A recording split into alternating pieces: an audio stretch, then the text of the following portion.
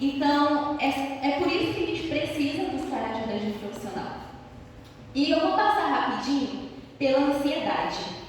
Por quê? A gente, às vezes, em Setembro Amarelo, não fala muito da ansiedade, mas hoje eu trabalho ali na igreja, a gente está trabalhando com jovens e adolescentes, e eu percebo que, tanto lá quanto na clínica, que a ansiedade é algo que quase é geral. E isso é muito preocupante. Então, assim, o que é a ansiedade? É o transtorno de ansiedade generalizada e na mesma pegada ali da tristeza. É normal se sentir ansioso. Todo mundo, em algum momento, fica ansioso. Tem uma prova, tem uma viagem, vai acontecer alguma coisa. A ansiedade, ela é normal. Só que a partir do momento que você não consegue controlar essa ansiedade, a partir do momento que essa preocupação ela se torna excessiva, então é algo preocupante. Então a gente precisa também procurar ajuda. Tem alguns sintomas físicos, taquicardia, dificuldade para respirar, as mãos suadas, tremedeira. Então tudo isso ele é um sintoma também da ansiedade. E a gente precisa procurar ajuda. Eu quero convidar os irmãos para abrir suas Bíblias lá em 1 Reis 19, a partir do versículo 1.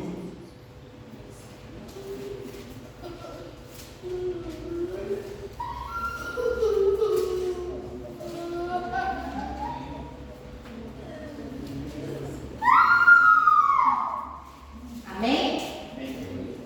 1 Reis 19.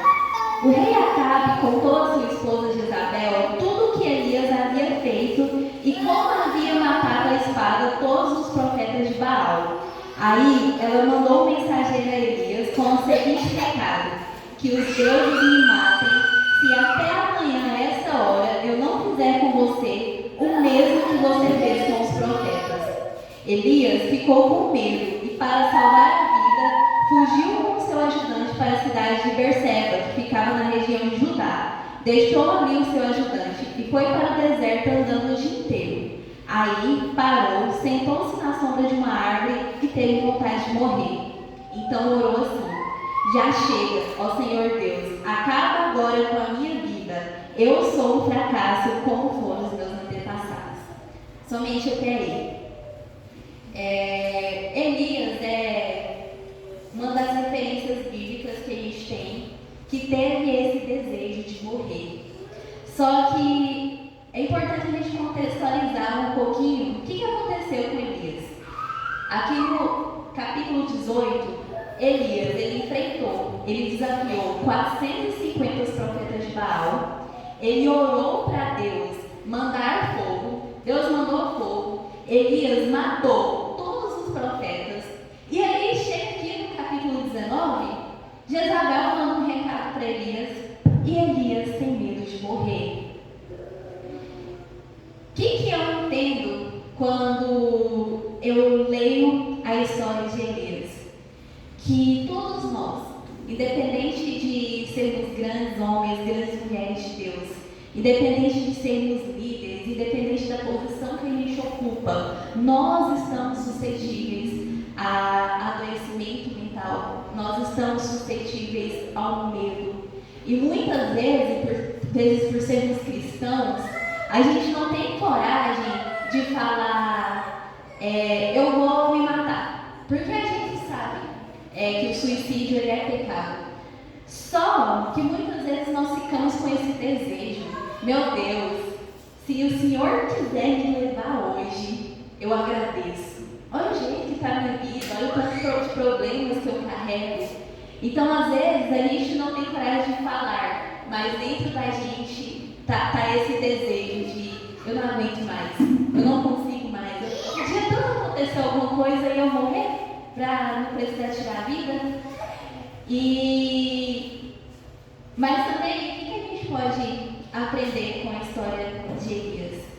Porque mesmo com Elias, ele tendo pedido para Deus tirar a sua vida, a gente vê aqui que Elias ele teve medo, que Elias ele deixou o seu ajudante para trás, ele se isolou, ele ficou sozinho.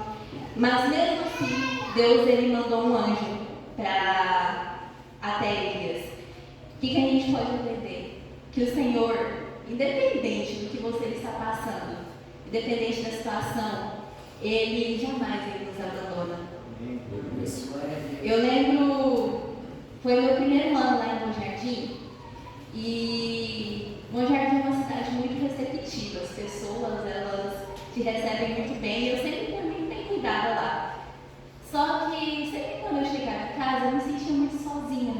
Eu estava longe da minha família, estava começando uma vida nova, e eu perguntava a Deus por que eu estava sentindo aquela solidão, por que eu sentia muito sozinha. E eu ia para a igreja, eu saía com os amigos, e a gente ria, mas quando eu chegava em casa, eu estava me sentindo só, eu sentia um vazio. E até o dia que eu percebi que muitas vezes eu estava tentando tampar aquele vazio, aquele sentimento de solidão com pessoas, com coisas. Só que esse sentimento que você tem dentro de você não consegue tampar ele com pessoas. Você não consegue tampar esse sentimento com coisas, porque ele é o espaço que está ali para ser preenchido por Jesus. Então, não adianta a gente às vezes ficar tentando bater na cabeça, tentando preencher o vazio com outras coisas. Existe um espaço no nosso coração que só Jesus pode preencher. E eu demorei muito para entender isso. E eu quero compartilhar também com os irmãos, pedir para os irmãos abrirem lá em Provérbios 4:23. Gente, esse provérbio eu ouvi muito ele aqui no acampamento bíblico, quando o Gideon cuidava da gente. E toda vez que eu fazia alguma coisa, o Gil ele falava sobre o Provérbios 4:23. E eu também demorei muito para entender o significado dele. Lá em Provérbios 4:23 diz: tenha cuidado com o que você pensa, pois a sua vida é dirigida pelos seus pensamentos. Em algumas versões diz: sobre tudo que deves guardar, guarda o teu coração, porque dele procedem as fontes da vida. Na psicologia, nós entendemos que tudo que acontece na nossa vida, a ansiedade, a depressão, ela vem dos nossos pensamentos. Tudo começa nos nossos pensamentos. E olha que coisa maravilhosa. A psicologia, essa linha da psicologia é a mais recente. A palavra de Deus já dizia isso. Sobre tudo que deves guardar, guarde os teus pensamentos. Gente, tudo que acontece na nossa vida, todos os nossos atos, primeiro passa pelos nossos pensamentos. Então a gente precisa vigiar muito o que a gente está alimentando, o que a gente está deixando entrar na nossa mente. E a gente chama a psicologia de pensamentos automáticos. Sabe aqueles pensamentos que vêm? E às vezes a gente até repreende, às vezes eu estou lá, aí eu, misericórdia, Jesus, por que eu estou pensando isso? Repreende, tira. A gente chama na psicologia de pensamentos automáticos. O tempo todo está vindo pensamentos sobre nós. E nós temos que ter a sabedoria de saber identificar quais são os pensamentos que eu tenho que eliminar, o que está vindo sobre a minha mente, que eu tenho que eliminar e que eu tenho que manter. E o que influencia nossos pensamentos? Aonde eu estou? Com quem eu estou? O que eu estou consumindo?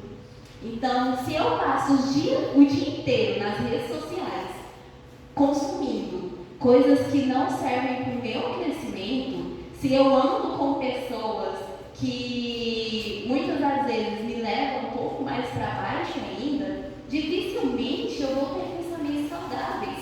Então, eu tenho que ser intencional na hora de cuidar dos meus pensamentos.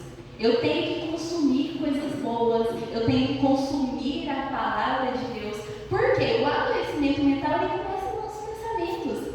Então, antes da gente começar a sentir os sintomas físicos, antes da gente chegar, muitas vezes a gente pode falar do fundo do poço, né, de não conseguir sair de lá, começou, às vezes, vir alguns pensamentos que foram passando despercebidos e a gente simplesmente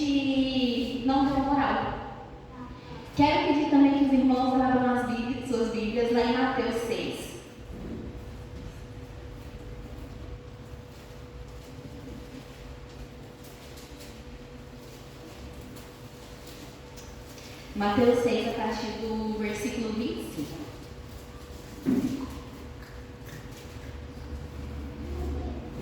Aqui vai algumas orientações para a gente viver uma vida bem, ter uma vida de qualidade. Mateus 6, 25. Por isso eu digo a vocês, não se preocupem com a comida e com a bebida que precisam para viver, nem com a roupa que precisam para se vestir. Afinal, será que não é a vida mais importante do que a comida? E será que o corpo não é mais importante do que as roupas? Vejam os passarinhos que voam pelo céu.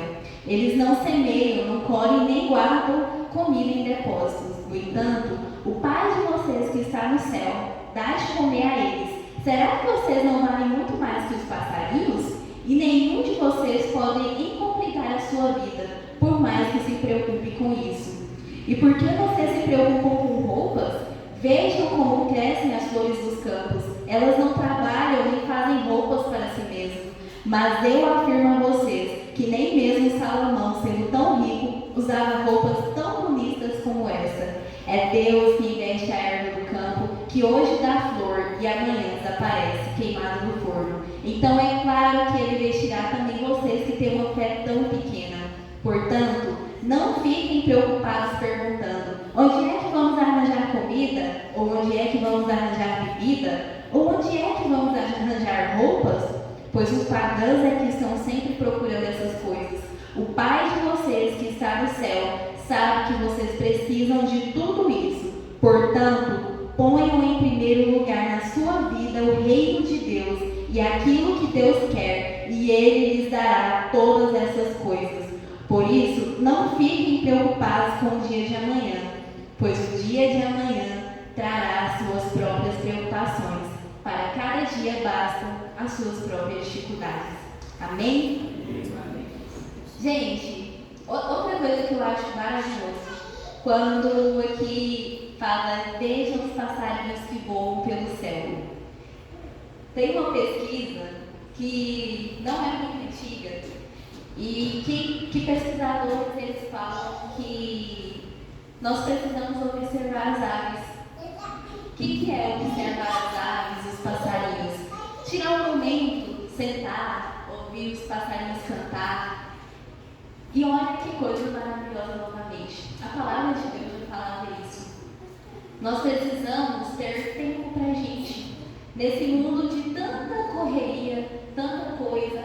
E às vezes a gente sai de um compromisso, vai para outro compromisso, sai do outro, vai para o outro. E nós esquecemos de tirar tempo para nós mesmos. Eu percebi esse tempo que eu estava fazendo tanta coisa na igreja. É muito bom servir na igreja. Só que eu estava fazendo tanta coisa que às vezes eu chegava em casa cansada e eu não tinha tempo para conversar com Deus. Já chegava, já queria dormir, não lia a palavra direito. E aí eu percebi, opa, eu tenho que me organizar. Porque é muito importante servir a Deus. Mas também é muito importante nós termos tempo com Deus, nós temos tempo de qualidade com Deus. Nós precisamos sentar e meditar na palavra, mas às vezes a gente também precisa ficar em silêncio para ouvir o que o Espírito Santo tem para ministrar em nossos corações. A gente está vivendo de uma forma extremamente corrida e a gente não vê o tempo passando. Então a gente pega o nosso celular, tá ali, entra no Instagram para ver uma coisa, de repente já passou 2 horas, meu dedinho está subindo lá, porque quando eu mexo, principalmente em redes sociais, meu cérebro libera uma quantidade muito grande de dopamina, que é o hormônio do prazer. E aquilo é bom, sabe por quê? Porque a gente está liberando o hormônio no nosso corpo sem fazer esforço. Estou ali deitada na minha cama, rolando com o meu dedinho ali e não tem nenhum esforço. Que ao contrário, o que também libera dopamina sobre o nosso corpo? Sentar para conversar com um amigo, sentar para conversar com a nossa família, ler um livro, ter um momento de qualidade. Isso também libera dopamina. Só que isso precisa de esforço. E às vezes é muito mais fácil a gente ficar sentado no nosso celular. E aí, com esse mundo de tanta tecnologia, de tanta correria, a gente acaba esquecendo de viver no momento de viver o momento presente com as pessoas. E um dos motivos de ter tanto adoecimento, gente, a qualidade de vida das pessoas está horrível. Esses dias eu falei para o pessoal da minha igreja, nós precisamos cuidar da nossa saúde. Não é porque a gente é cristão que a gente não adoece.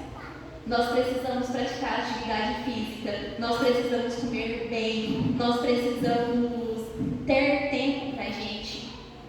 E às vezes a gente esquece disso, a gente esquece de cuidar da nossa saúde. E tem paciente que parece até mágico. O paciente chega lá, está deprimido. Primeira coisa que a gente mexe no dia a dia da pessoa. Então a gente fala, faz uma caminhadinha de 30 minutos durante a semana, vamos aqui mudar um pouquinho a alimentação. E aí de repente a pessoa fica boa. Por quê? Qualidade de vida, hábitos. Então a primeira coisa que a gente precisa mudar são os hábitos. Eu não estou falando que é só isso, gente. Tem muita coisa que pode ser a causa da depressão. Um ambiente extremamente estressor, a pessoa está saindo de um luto. Isso também são causas e a gente tem que ter essa delicadeza para ver. Mas muitas vezes nós estamos nos sentindo desanimados, nós estamos nos sentindo para baixo, porque nós não estamos cuidando do nosso corpo. A gente se preocupa tanto com o dia de amanhã e é muito fácil a gente vir aqui na igreja e falar, eu confio em Deus, eu confio em Deus. Se na primeira dificuldade que surge a gente desespera, a gente dá uma crise de ansiedade. Que confiança é essa em Deus que nós estamos tendo? Confiar em Deus é necessário uma entrega. E como que a gente confia numa pessoa? Eu, particularmente, para ser meu amigo, para me contar minhas coisas, abrir meu coração, preciso ser uma pessoa que eu tenho intimidade, uma pessoa que eu converso muito, uma pessoa que eu conheço qual que é a índole dela. E aí, às vezes, a gente não tem tempo com Deus, mas nós queremos confiar em Deus. Como que eu vou confiar em Deus se eu não estou tendo tempo com Ele, se eu não estou tendo intimidade com Ele? Então, para confiar em Deus, nós precisamos desenvolver um relacionamento com Deus. E finalizando já, falando sobre os transtornos mentais, sobre o adoecimento, sobre cuidar de si mesmo, gente, é algo muito sério. E a igreja ela não pode se calar. A gente não pode fingir que não está acontecendo, porque está acontecendo. E às vezes é uma pessoa que está do nosso lado. Ali eu trabalho na assistência social, só que é assistência social do interior. Então a gente faz tudo. E muitas vezes nas visitas eu percebo que as pessoas elas estão sedentas por atenção, sedentas por um abraço, sedentas de ouvir a palavra de Deus. Então, às vezes, só de você ir lá ouvir essa pessoa, gente, eu já perdi as contas das vezes que eu escuto as pessoas escutando. Eu não estou ali escutando ela como profissional. A pessoa me para e ela fala, eu só escuto, dou um abraço, falo alguma palavra, e aí essa pessoa depois de algumas semanas chega e me agradece, porque você me ajudou muito. E eu fico, oxe, mas eu só te escutei. E aí, deixa eu contar uma coisa para a igreja. Vocês também podem fazer isso. Não precisa ser psicólogo para escutar, para ter empatia. Qualquer pessoa pode fazer isso. E muitas vezes o momento de atenção seu, o momento que você tiver de empatia com aquela pessoa, você pode salvar uma vida. Muitas vezes você pode ganhar essa vida para Cristo.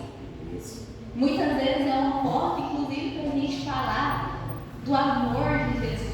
Porque as pessoas elas estão sedentas para ouvir boas novas, para ouvir sobre o amor de Jesus. Aquele amor que veio até aqui na terra, que viveu entre nós, que morreu numa cruz para morrer em nosso lugar, que morreu em nosso lugar para que a gente tenha direito à vida eterna.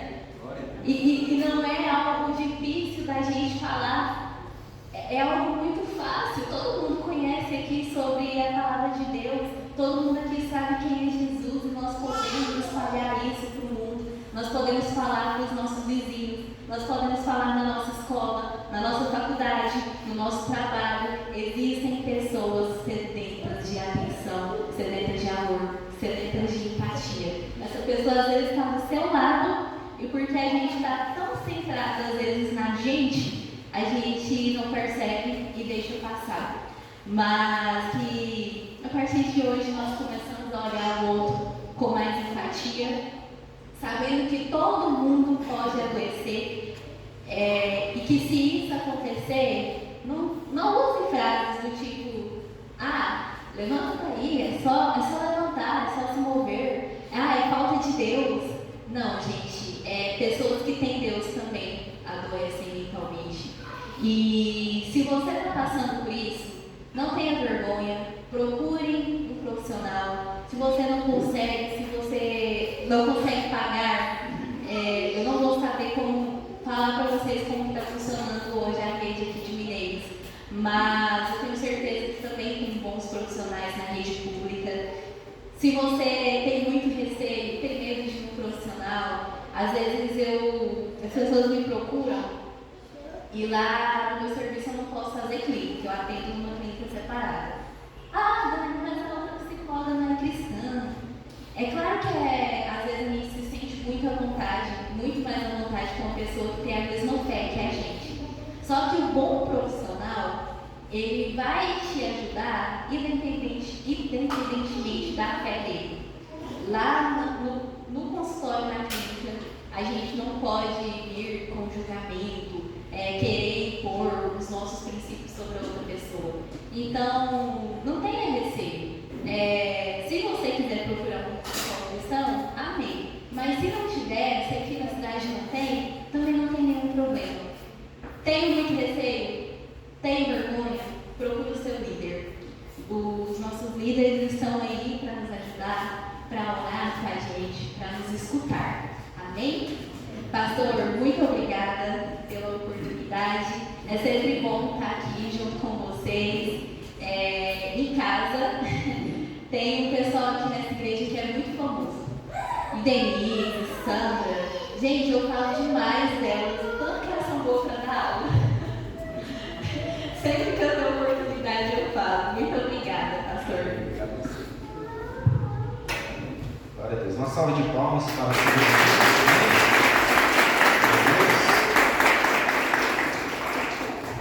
Quero convidar aqui o Ministério de Louvor, que está cantando mais uma canção.